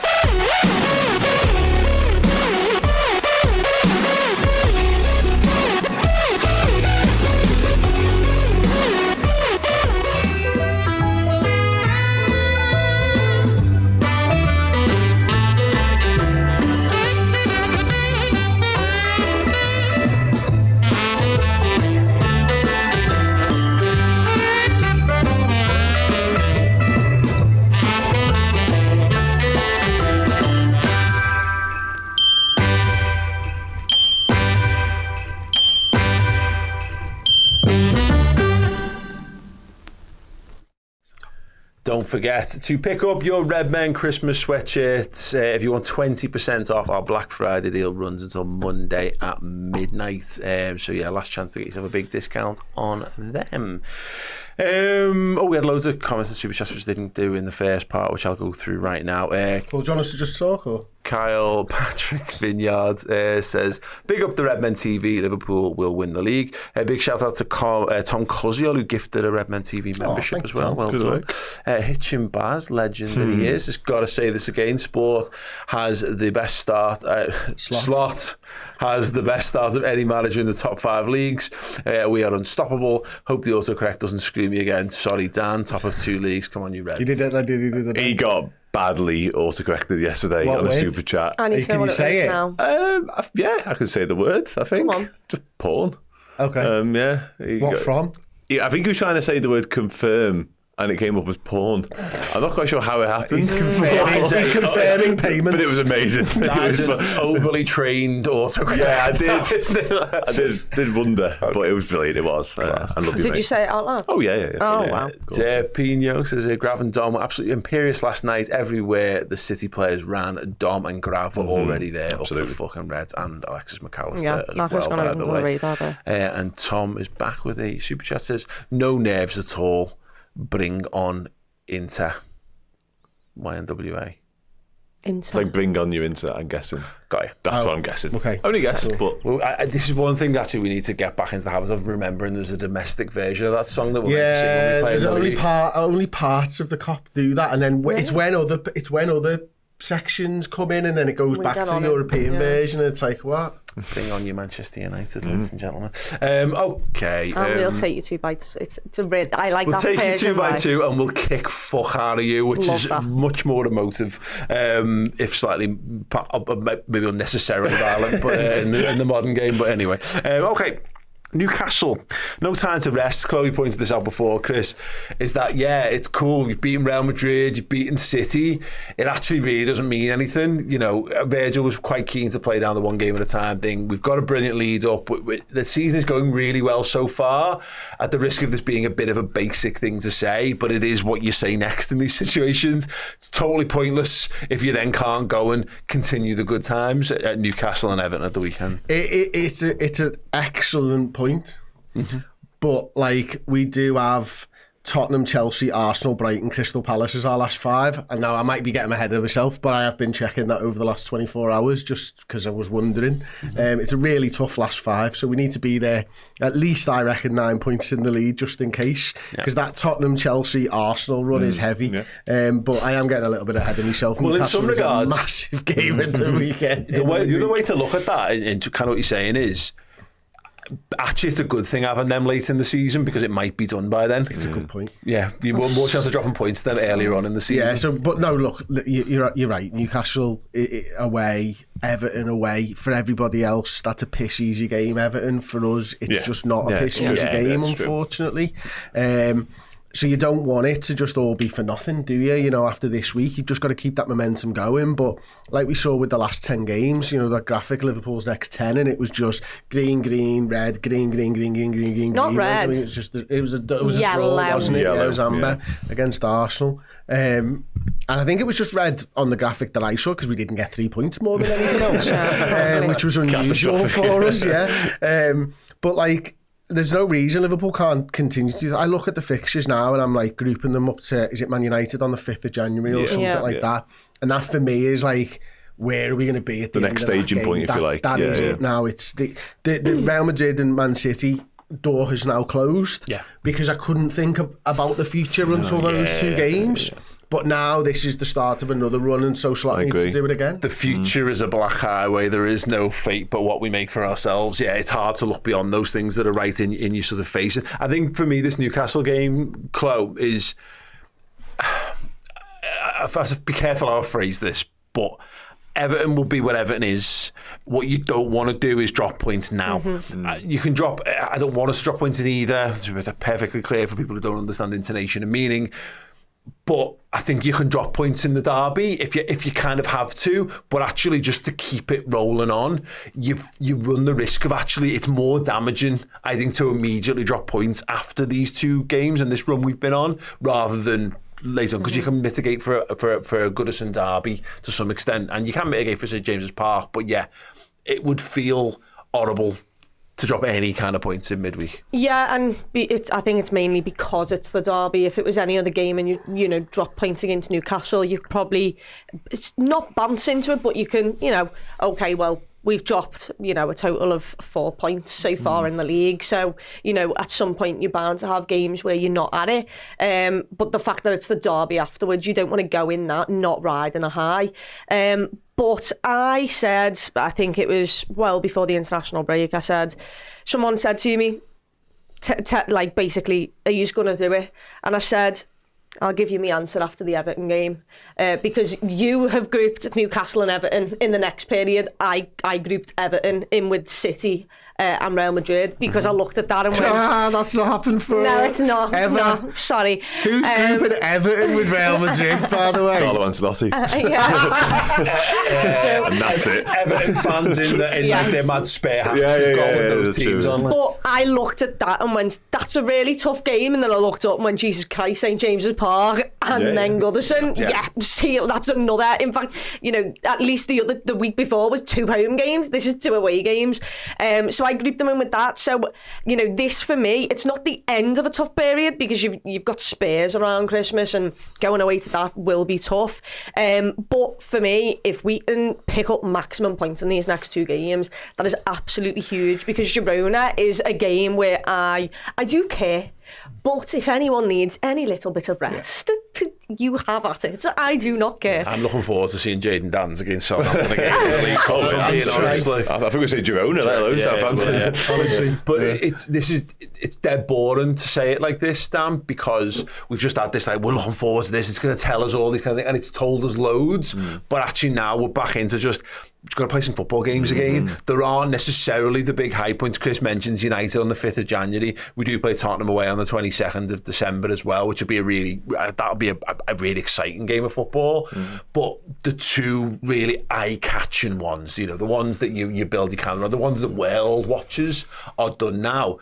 This is now actually what winning a league looks like, is where you've got to go and just play twice a week, and you've got to win as many football games as you can. This is your bread and butter. Absolutely, this is your bread and butter now. Again, we've had an incredible week, and as you said there, the eyes of the world have been on us, and they've been sort of waiting for us to fall and waiting for sort of any chink in the armour.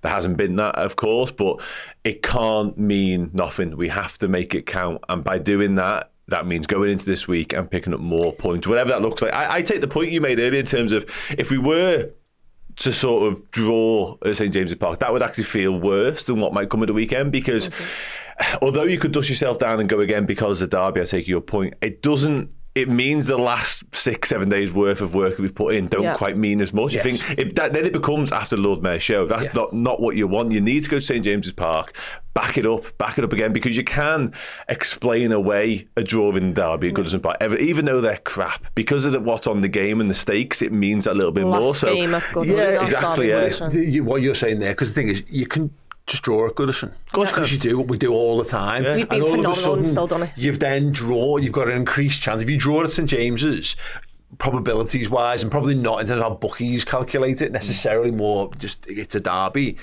You've then drawn 2 league games back to back. Then you've lost 4 points potentially in there, and all of a sudden your 9-point lead's down to 5 maybe, and that's not looking quite as imperious. And then you then got to pick yourself up. That's what I mean. It's all sliding doors, because you say you could draw 2 games this week. We could have lost 2 and then drawn 2. Yeah. But we didn't, because we won those 2, and then So in terms of moving forward, ultimately, it's like that Man City game was a 6-pointer, because it's not a thing that they will get 3 points even if we do drop points. You know what I mean? It's not a given. It's not a given. Whereas if they beat us at the weekend, that 6 points gone, flipped, reversed. You know what I mean? But you're right in terms of sort of where the squads and sort of our mentality as a fan base must be. It has to be that old sort of well trodden out, worn out sort of line that it's the next game. And that's the most important also, one. Has it? Yeah. The other thing is that Liverpool now, you just have to do your part of the job.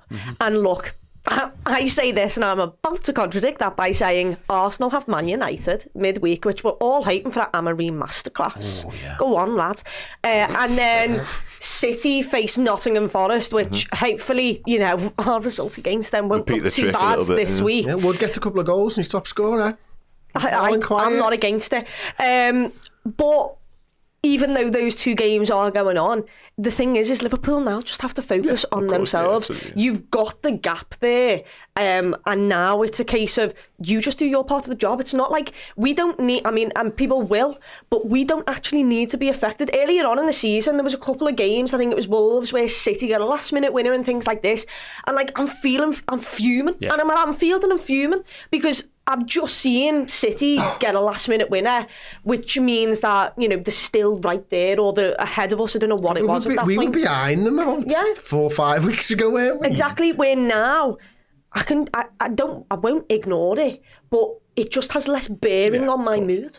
Because Liverpool, you've just got to do your part of the job. You focus on yourself. Don't care about the noise around you. Yeah, absolutely. Just in terms of Newcastle. Yeah, I'll do that for you, Liverpool. Yes, Trust me, I will worry about what everybody else is doing. We'll do it all for you. Don't worry about Who'll it. do the most? You, Yeah. and that's the answer. Newcastle sat in 11th in the Premier League at the moment. See, but behind United. they are behind United, but only on goal difference, because United are no longer on 0 goal difference. I'm saddened to report. Thank you to Everton for that, by the way. That's who they've got to thank. More on that on the Bias Football pod after this. But yeah, again, 11th sounds crap, Chris, but they're also level on points with United and Fulham, who are above them. They're a point behind Tottenham and Brentford in 7th and 8th. They're 3 points behind Forest in 6th. They're only 4 points behind Manchester City. If anyone's fearful of a Manchester City overhaul of anything, then it's as likely, given the way they're playing, that Newcastle are going to overhaul City more than. Listen, honestly, I think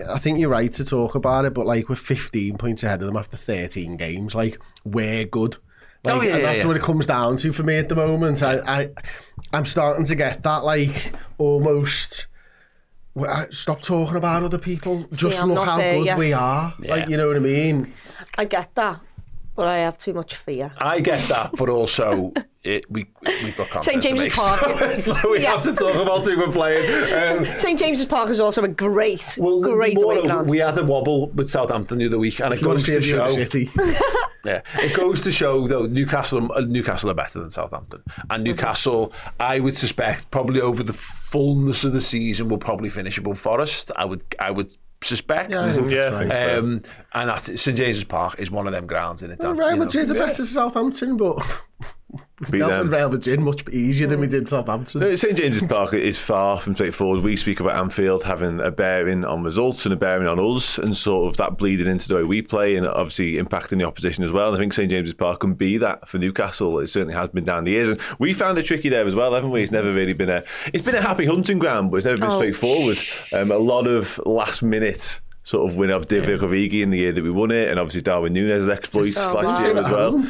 Yeah, no, exactly, it has been. Yeah, Fabio Carvalho, what a moment that was. Last year, weren't we didn't we batter Núñez them, and then all of a sudden... Núñez too late. I mean, what always down to 10 men when Virgil went off. What I like heading into this game, without meaning to get ahead of myself, is the fact that Newcastle want to play front foot football. They don't have Alexander Isak as well, which is a bonus from our perspective.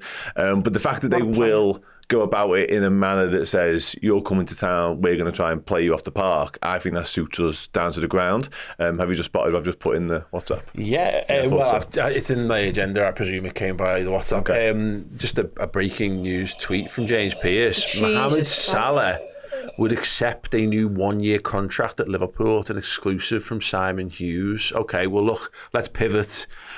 Pivot, everyone. I found it really hard to talk about Newcastle there. Chris has got his wish. Right, everyone, we're pressing the pivot button. We're pivoted. Mohamed Salah would accept a new 1-year contract at Liverpool, according to Si Hughes. Would you give Mohamed Salah a 1-year contract? Yes, and I would give him the money that I was going to give him over a 2-year contract to ensure it. Shitting hell. I'd give him a 2-year if he really wants it. Absolutely idiotic. I'm going to spend the money on him anyway. Christ! Si Hughes, who's recently released a Salah book, by the way. Yeah, just as a side note on all of this. But yeah, 100% I'd give him a 1-year deal. I'd give him whatever it takes to stay at the football club. So. Yeah, what? And I'd worry about next year almost as soon as it's signed. No, this is not a thing that we should be doing again. It does. Get it signed, slip a little another sheet in, just double sign that for me. Year Trace 2 as well, paper. you bastard. Sounds. It gives us another 3 windows to think about what happens next. Yeah, so, yeah, absolutely. Yeah, I'd be thinking about that right now. So just a 1-year contract. I'd want to give him a 2-year contract. I'd want to give him a 2-year contract, but I mean, it all depends on the wages. If you're asking, if you're giving him 2, is he going to want more wages? Because, he's going to want to insure himself. And also, I mean, a 1 year might actually be great for him, because if he's on this level in a year's time, he's going to go, that's wonderful. Remember what you gave me a year ago? Yeah, I'd like more than that as well. So it could work out for both of them. Either way, Liverpool, whatever you do, just feckin' sign him to a new deal. I don't care what the terms are. I don't care how long it is at this point. I am running out of time. I I think a 1 year deal's fucking stupid. Like, it's a problem that you kick it down the road. But the thing is, it's mad because this is not Liverpool offering him. By the way, this is just reading into the article from it, and this is Athletic has spoken to multiple sources with knowledge of the current situation who spoke on the condition of anonymity. They said that he's not entered any discussions with the clubs as his contract does not permit him to do so, but that will change on January 1st. He's consistently maintained that Liverpool have consistently maintained that discussions with Salah after his representative Remy Abbas have been positive and are still ongoing, but Salah's frustrated at the pace of talks and unconvinced the club will meet his expectations on terms. Liverpool have declined to comment on this. It comes off the back of him being linked with PSG as well. It's Sam, mate, you go there, you win an absolutely not. I get this whole kick it down the line thing, but because we're halfway through this season already, really, how far is this kicking this down the line? Because it is technically, I guess, 2 weeks. I mean, yeah, it's you're gonna have to make a decision at the end of the season. I think if you give him a 1 year contract extension, and I know you will own him and you can make money on him in the summer, which is the fundamental difference between not signing him down to a deal. But yeah, if you sign him down to a deal in the summer, then a year's a lot. But if you give him 1 more year, you're really only getting another 6 months out of him, and a guaranteed fee in the summer. No, you're getting 12 months. It would still before be... you need to make a decision. You're getting until this time next year, aren't you? But you're back in the same position where he's then going to leave on a free. But at least we've got to future-proof something by then. We've got no one to score the goals next season without him in the same way. He's the top goal and assist combined in the Premier League. He's second on goals. He's second on assists, I think, in the Premier League. I honestly, and I've always thought, Liverpool's smartest men in the room, all that type of stuff. I can't fathom what they're thinking at the moment. Yeah. I actually think this 1 year deal might suit them more I agree. than anything else. I agree. Because I think they're scared that they're starting to go... Off. No, I think they've always thought he's going to drop off, and they're going... Are we right? Are we right about this? Because what's he got to lose, Paul? Well, he's not as fast as he was. So what's the drop-off that we're talking about with Mo Salah? If he loses 10 goals a season, he's at Bukayo Saka's level. Yeah. Right? If he loses 15, it's probably Saka's level, actually. It's probably more. You know he had 10 goals. He gets 40 shots. I can't actually see how much of a drop-off this lad can have. No, because he's changed in such a way. Because he's changed already. So why are we making a big thing if he loses a bit more pace? The only thing that I can rationalise it, honestly, is that he can't play as many minutes. And I think that's totally acceptable. But I don't see that he's done 50 games a year. I think 4 out of the last 5 years, and the other one was 49 or something, right? And it might be since he came into the football club, this. And you're looking at it going, even if he halves them, right? That seems like a hell of a drop-off. We say too much of a drop-off to me. We say that, though, and the issue is not... I think the issue is more what happens when he has to drop his minutes. Well, this is what's like getting him from 4,000 minutes a year to no minutes is a bigger problem. No, exactly. But I mean, what does Mo Salah, who's being told to sit on the bench for 40% more football, look like? Because as much as he's the model, I know exactly, but this is the model professional. Because Steven Gerrard took it horrendously, and that's the most recent example we've got of anything like this. He couldn't handle it so much so that he ended up playing in the MLS. I just to move this conversation forward slightly from the stuff, because obviously it's a week of him coming out and speaking to Pierce. We talked about it a bit last week, Pierce and Gorst and what have you, but. People are saying what are Liverpool doing, and or Salah's got all the power here. I think Salah is giving away his power every single moment this passes, and the more he talks, the more power he's giving away. And actually, cool, because I think this gives Liverpool's bargaining position a real shot in the arm, because he needs to shut up about it now, because he's starting to look quite desperate over the whole thing. And cool, I'm made up that he's desperate to play for Liverpool. I want footballers who are desperate to play for Liverpool to play for Liverpool, particularly really good ones. But this goes back to this thing of why Liverpool left it this late.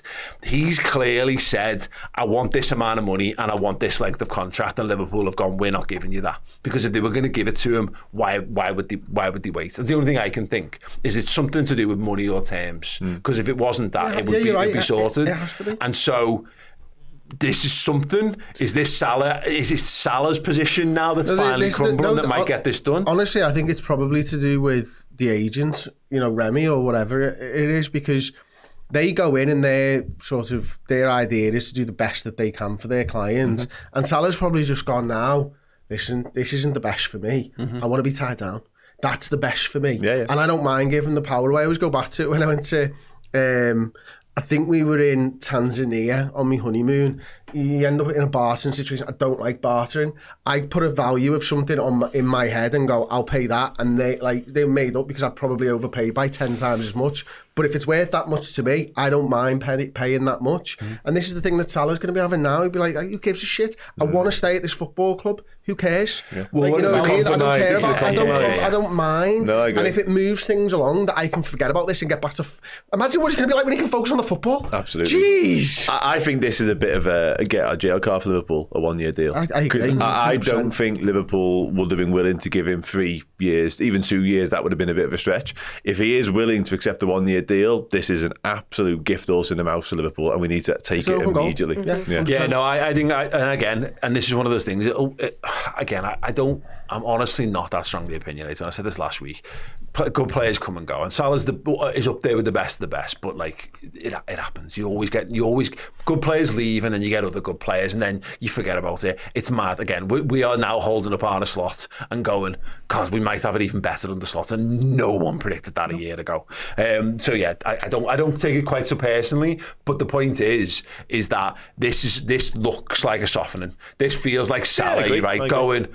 And you know, the PSG thing is no accident. That should have strengthened his position. But if this is them, because what if he's spoken to PSG and gone, ugh.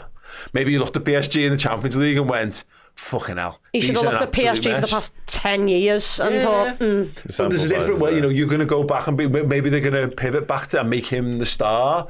French league's crap. But he wants to win things. And I get what you're saying about at some point you'll have to limit his minutes. But we're talking about a lad who is in the most shape I've ever seen a footballer in. Yeah. Oh, by the way, I didn't say that. I just said it might happen. Yeah, it might happen. But for that to happen, he'll have to also fall off a cliff. Because if he's playing the way he's playing now and he's still doing the rituals, he's still keeping his body in that place. Yeah, but look, Sadio Mane never gave up his rituals, but he fell off a cliff. You don't get to choose when you fall off a cliff. I totally get that. But also, people have been and maybe Liverpool have been suggesting that actually they've been expecting him to fall off a cliff, and yet he's possibly at this point he's ready to beat his record for what he was when he first came. It looks like he's still climbing the friggin' mountain. Ready to jump off the cliff. Yeah, exactly. So for that to happen, I get it, but he would have to fall away down, and like you said earlier, his game is no longer getting behind. It is still that, but like it's not just reliant on pace, and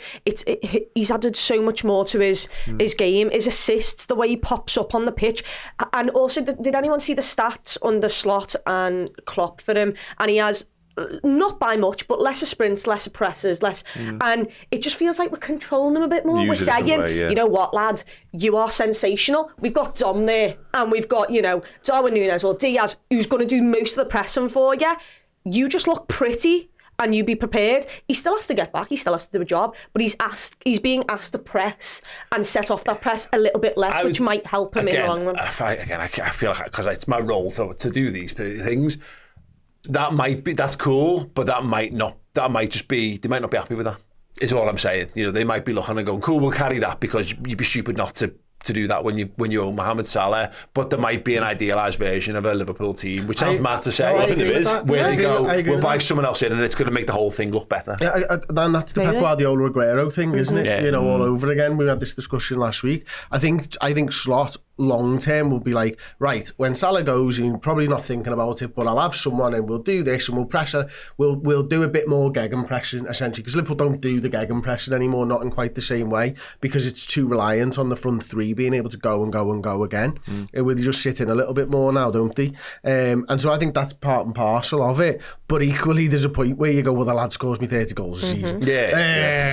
Let's just ride with that for as long as we can. You make an excuse, you can make accommodations for someone who's got that much end product. But the thing is that it's like when you've got his boss CD player, but after a while CD starts skipping, so you've got to give it a little tap. Well, it's still, and it works. Still works, but that's actually the first sign of you're going to have to replace that at some point because that's him. Which is fine. We're always going to have to replace him. Exactly. Yeah. Whether you do it now with no time or whatever, you've still got to replace him. And the fact is, you can bring in £100 million players, Jack Grealish, and they cannot do the things that Salah can do. You buy yourself time with this. And also, once again... I don't think he's a long-term replacement, but Doku's another year older. Just another year closer, and Yanni's another year older. Where are they in terms of it? More players players that we haven't seen will come through, and you'll be like, right, so the stats that we didn't have on the DMs, which was why we were in for Zubamendi, and he was kind of the point that maybe the Salah replacement is actually not here yet, and he's about to come and Rio will be 12 by the time Salah so that might happen. You might have a superstar that looks like he fits it in 12 months' time. But once again, if you offer him another year contract, Saudi is still there, and they will want him at some point. You're still protecting his price because at this moment he's still irreplaceable for Liverpool. The whole thing's mad though, because I think if you're going to sign him down to a contract, I think you give him two. Because two for me is the minimum, because I just you've argued the point, so we don't need to go through it again. But for me, it seems a bit of a waste of time on the one, because you're so far into it already. You're not getting loads more back for it. You are getting another year of Mohamed Salah, which might be totally worth it. Probably is, because for the amount you're going to pay him for that, you're not buying someone for the price that's going to cost his contract for a year for that. If you took 12 or whatever it is, 40 million or whatever, or 20 million, whatever he's on a year, you're not buying a better player for that amount of money. So that's a no-brainer in that regard. But give him two and sell him. Give him two, have another year and then sell him. Whereas you couldn't be asked to be back in this situation in 12 months' time, is what I'm... Honestly, I said at the beginning, I really do think that it might be a situation that Liverpool feel most comfortable in. I agree. If this is the compromise, this is what has to happen. Yeah, for me. A 1 year could be a 1 year with the option that both sides look at it after the end of the year and go, that was what we were hearing this 2 weeks ago, that Salah wanted 1 year plus an option, and Liverpool wanted to give him two, and Salah didn't want to take 2 years, he wanted the 1 and 1, but Liverpool went entertaining that, which is totally counterintuitive to what I think everyone thinks it is. I think everyone's convinced that they think Salah wants 3 years, but there's been no... I think why it's sort of flip reverse like that, I'm sorry to keep jumping in on everyone here, is I think it gives Liverpool the control over selling him if there is a drop-off, whereas Salah wants that control to go and be able to get a big fee if he wants to go somewhere else. I think that's why it's almost the flip reverse of where you are. But I do like the idea that it's gone like, Paris Saint-Germain, well, maybe that was strength. Sacre bleu. Don't like what's going on there at all. Thanks very much. Take me out, give me whatever contract you want, just please don't let me leave Liverpool. Fine, we'll see. It'll get sorted or it won't, whatever. But yeah, just to wrap it up, just to be unequivocal, that I'd sort one of word, sorry. One word answer. Would you sign? You've got no other option. The only way to sign Salah is with a 1 year contract. Dan Club, yes or no? Yes. Chloe? Yeah. Chris? 10. Yeah, go on, I'll do it too. Let us know in the comments what you would do. I'll do regard. It too. Oh, Jesus, as if there could be another answer. Yeah, well, we'll see. Just very briefly then before we wrap up, who's prepared to see more Jarell Quansah at right back off the bench this week? I don't think it will happen. Really? I don't think it will happen. I think if it happens again, Gomez moves to right back. You do. And Quansah goes into centre half. Did you like the fact he didn't do that? Yeah. I loved the fact that he didn't do that. And I God's honest truth, I did think, I wonder whether he'll put Quansah on the right. Really?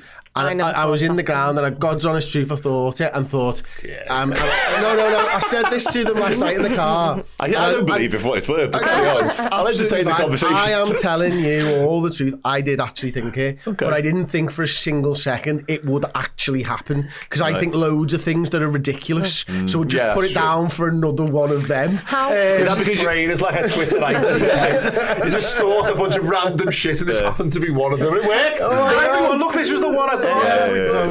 And I think it was one of his best decisions, because Gomez was too in tune. How good you though? Couldn't be was it not breaking up the two of them as opposed to Quansah right back? It was so clever. I agree. How good though was it where Jarell Quansah had to run down the wing and take on 3 players, and he wins a throw-in, but I was thinking to myself, nah, doesn't look like that, you know. What is going on? You can tell Chloe didn't glow up watching Martin Kelly play right Nah, bottom. not Like 6'4" Glenn lad. Johnson, maybe. Yeah, he was a right back. He was an attacker. Martin Kelly. Yeah, Martin Kelly was a centre half. I saw him at Crystal Palace more than Liverpool. I refer you all back to Joel Conte's assist against Leicester for Diogo Jota when he was bombing down the wing. That was quite good. Kid can play. Actually. He's a very good footballer, which is He did look kind of like a gazelle with the ball in his feet, so didn't he, when he was running off there? Like, brilliant, fair play to him. All of his substitutions were amazing. I know we really sort of need to move on. Just dead quickly, what a call from Slot to bring Quansah on. Not just in terms of not in terms of what he did on the pitch, because yes, but we're going to need him for the next few weeks now. So to give him that confidence boost, probably a much needed one as well. Stroke of genius. Well, that's Dom and Kurt was brilliant. Well, he said it in commentary.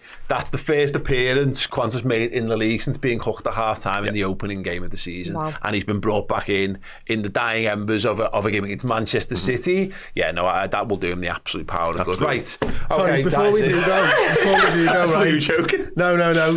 Did anyone have a clue how late Curtis Jones came onto the field? No, but I thought he was gravy when he came on. I'm like shocked that he only played for like 10 minutes. I thought he was magnificent in that 10 minute cameo. Dom, though. Nice to see Harvey back as well. Oh, brilliant. He had, I looked at this before, Savinho played 10 passes in the entire time that he was on the pitch, and he came on in like the 55th minute or something like that. Curtis played 8 in and half of them were back heels as well, by the way. To a chorus of Olay as it was ringing around the ground. Love it, It was love the it. greatest thing ever. Right, more chat from But us before we do around go- on the Bias Football Podcast on Redmen Plus, which you can get right here on YouTube if you want to get your Redmen Plus videos here via YouTube memberships. But if you want the full package, that's podcast and videos and all the archive of documentaries as well, then head over to redmenplus.com, where we're going to be doing more chat on City. We're going to be talking Arsenal, Chelsea, and Ruben Amorim up and running at Manchester United as well. So join us over there. Don't forget to grab 20% off on your Black Friday sale on Redmen merch while you can, and we'll be back with another podcast next week. Up the lads.